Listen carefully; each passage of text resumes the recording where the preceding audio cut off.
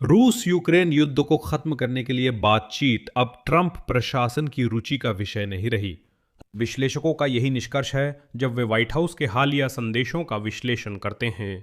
उदाहरण के लिए डोनाल्ड ट्रंप के विशेष दूत जैरेड कुशनर और स्टीवन विटकोव कीव जाने की जल्दी में नहीं हैं, क्योंकि वॉशिंगटन में इस बात को लेकर भरोसा नहीं है कि रूस द्वारा यूक्रेन के खिलाफ युद्ध को रोकने के लिए होने वाली वार्ताओं में अमेरिका की भागीदारी से कोई भी नतीजा निकलेगा।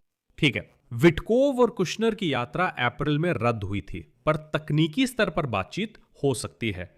लेकिन यहां भी एक समस्या है।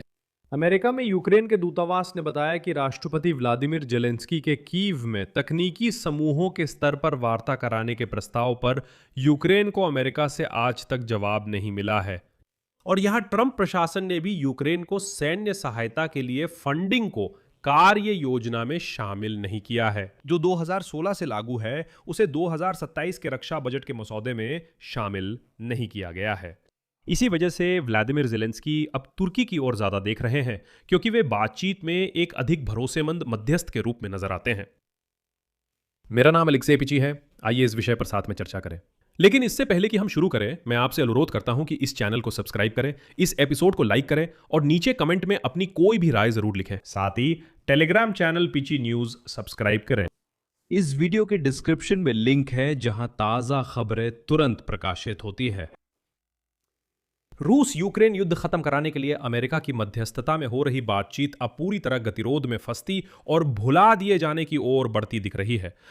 डोनाल्ड ट्रंप के विशेष दूत जैरेड कुशनर और स्टीवन विटकोव कीव जाने की जल्दी में नहीं है, क्योंकि वॉशिंगटन में यह भरोसा नहीं है कि रूस और यूक्रेन के बीच युद्ध समाप्त करने की वार्ता में अमेरिका की भागीदारी से मनचाहा परिणाम मिलेगा।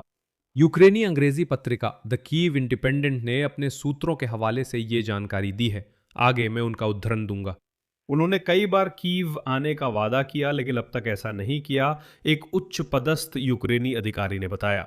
संभावित यात्रा को लेकर कई महीनों तक आंतरिक चर्चाएं चलती रहीं, जो कुशनेर और विटकोव का यूक्रेन में पहला दौरा होता। ये दौरा रूस, यूक्रेन और अमेरिका के बीच युद्ध समाप्ति के लिए त्रिपक्षीय वार्ता को फिर से शुरू करने की प्रेरणा था, जो गतिरोध में थी और स्थगित हो गई थी, और 2 महीनों से भी कम समय में, क्योंकि अमेरिका का ध्यान ईरान में युद्ध की ओर चला गया। आखिर जैरेड कुशनर और स्टीवन विटकोव कीव क्यों नहीं जा पा रहे हैं?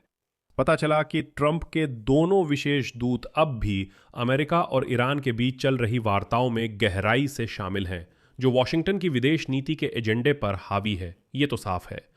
युद्ध शुरू होने के बाद यूक्रेन के बंद आसमान के कारण वार्ताकारों को वहां पहुंचना मुश्किल था।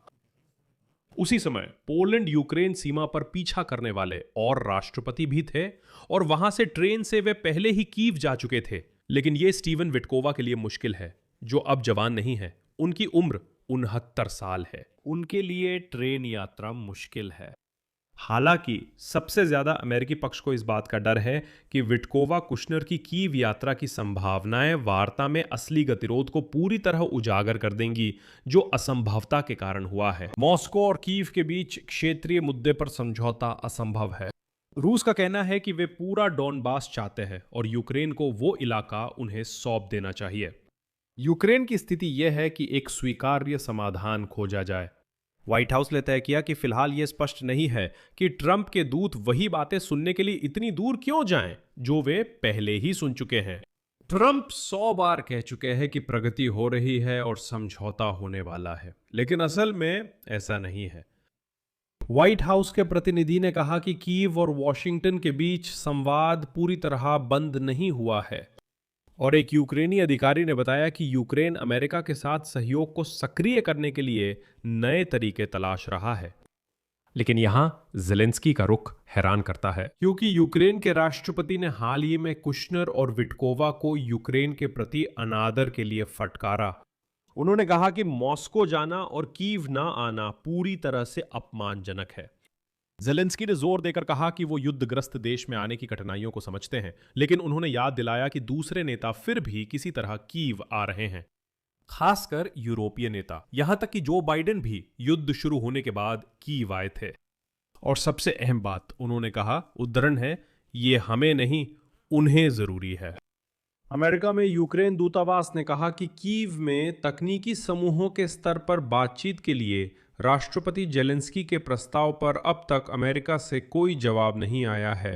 इसकी वजह ईरान में युद्ध और ट्रंप द्वारा रूस यूक्रेन युद्ध के कारणों को गलत समझना था। आगे मैं अमेरिका स्थित यूक्रेन दूतावास के बयान से एक उद्धरण दूंगा। यूक्रेनी पक्ष अभी भी हमारे प्रस्ताव पर विचार कर रहा है और हम जवाब का इंतजार कर रहे हैं। जैसे ही हमें अगले दौर की वार्ता के लिए तैयार होने की सूचना मिलेगी, इसमें कोई संदेह नहीं कि हम तुरंत उसकी तैयारी शुरू कर देंगे। कीव मानता है कि फिलहाल वॉशिंगटन का ध्यान मुख्य रूप से मध्य पूर्व पर है। यूक्रेनी पक्ष को उम्मीद है कि इसके बाद अमेरिका फिर यूक्रेन पर ध्यान देगा। यह महत्वपूर्ण है क्योंकि हमारी प्राथमिकता एक ही है। हम इस युद्ध को समाप्त करना चाहते हैं, इस युद्ध को न्यायपूर्ण तरीके से समाप्त करना चाहते हैं और ऐसा करना है कि यह फिर कभी दोबारा न हो। दिलचस्प यह है कि अब ट्रंप की टीम से उम्मीद लगातार कम होती दिख रही है। एक दिन पहले अमेरिका के राष्ट्रपति डोनाल्ड ट्रंप की प्रशासन ने 2016 से चल रही यूएसए कार्यक्रम के तहत यूक्रेन को दी जाने वाली सैन्य सहायता के वित्त पोषण को 2027 के रक्षा बजट के मसौदे में शामिल नहीं किया। वहां हर साल केवल $400 मिलियन रखे जाते थे, लेकिन ट्रंप ने वो रकम भी हटा दी। और वैसे मैं ये भी बताना चाहूंगा कि व्हाइट हाउस में बॉल रूम के निर्माण की लागत $400 मिलियन है। यही है आज के अमेरिकी राष्ट्रपति की प्राथमिकताएं। इसके साथ ही 2027 के लिए संयुक्त राज्य अमेरिका के चर्चा किए जा रहे कुल रक्षा खर्च लगभग $1.5 ट्रिलियन है। ये तो एक रिकॉर्ड स्तर है जो मौजूदा स्तर से 50% अधिक है। और इतनी बड़ी राशि में भी यूक्रेन के लिए $400 मिलियन की जगह नहीं निकली।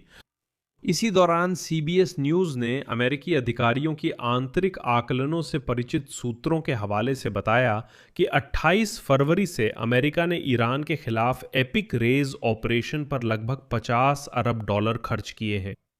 पॉलिटिका पत्रिका के अनुसार यूक्रेन के राष्ट्रपति वोलोदिमिर जेलेंस्की अब रूसियों से अगली बातचीत के लिए तुर्की को संभावित स्थल मान रहे हैं। वोलोदिमिर जेलेंस्की स्पष्ट रूप से अमेरिका की भविष्य की भागीदारी के सवाल में सतर्कता दिखा रहे हैं और भविष्य की चर्चाओं के आयोजन स्थल के रूप में तुर्की की भूमिका पर भरोसा कर रहे हैं। मैंने पहले भी अपने पिछले एपिसोड्स में कहा था कि यहाँ ये बहुत जरूरी है, बल्कि खास ध्यान देने की बात है कि यूक्रेन के राष्ट्रपति की ओर से अमेरिका की ओर बढ़ती आलोचना पर ध्यान दिया जाए, खासकर यूक्रेन के प्रति अपमानजनक रवैये और रूस के खिलाफ ऊर्जा क्षेत्र में प्रतिबंधों को कमजोर करने के फैसले को लेकर। ध्यान देना चाहिए कि वोलोदिमिर जेलेंस्की इस समय यूरोप, मध्य पूर्व और आर्मेनिया व अजरबैजान के सक्रिय दौरे कर रहे हैं।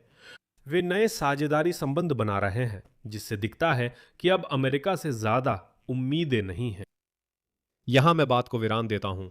अपनी राय और निष्कर्ष इस एपिसोड के नीचे कमेंट्स में लिखें, चैनल को सब्सक्राइब करें, बेल आइकन दबाएं और लाइक करना ना भूलें। अगर आप इस YouTube चैनल को सपोर्ट करना चाहते हैं तो डोनेशन या पेड स्पॉन्सरशिप्स के लिए वीडियो के डिस्क्रिप्शन में दी गई लिंक और डिटेल्स देखें। मैं आपकी किसी भी तरह की मदद के लिए आभारी रहूंगा। आप अपनी स्क्रीन पर दिख रहे QR कोड का भी इस्तेमाल कर सकते हैं। ये YouTube चैनल को सपोर्ट करने का सबसे आसान और सुविधाजनक तरीका है। यही था। अपना ख्याल रखें। अलविदा।